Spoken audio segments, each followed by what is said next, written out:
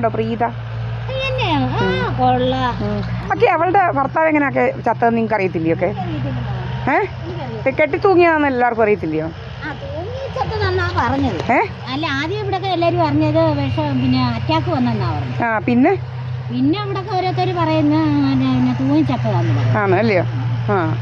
തൂങ്ങിച്ചത്തതാന്ന്.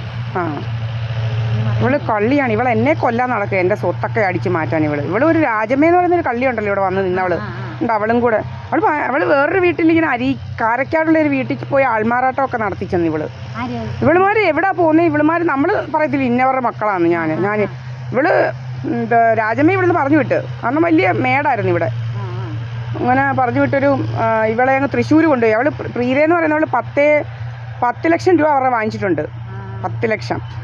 എന്നിട്ട് അവിടെ പോയി കൊണ്ടുപോയി എന്നിട്ട് അവിടുന്ന് ഇവര് കാരക്കാട് വന്ന് ഇവരുടെ ആദ്യത്തെ ഭർത്താവിൻ്റെ 2 കല്യാണം കഴിച്ചല്ലേ ഈ പെൺപിള്ള. അവിടെ വന്നിട്ട് അവരെ കുറെ ക്രാസൊക്കെ നടത്തി. എന്നിട്ട് ഇവള് പ്രീതയെന്ന് പറയുന്നവള് കൊണ്ടുപോയിട്ട് അവള് പറഞ്ഞത് അനാഥാലയത്തിൽ നിന്ന് കൊണ്ടുവിടുവന്ന്. എങ്ങനെ ഉണ്ടാക്കേ എന്തൊക്കെ ഇത്ര കള്ളി മുതുകള്ളി അങ്ങോട്ട്.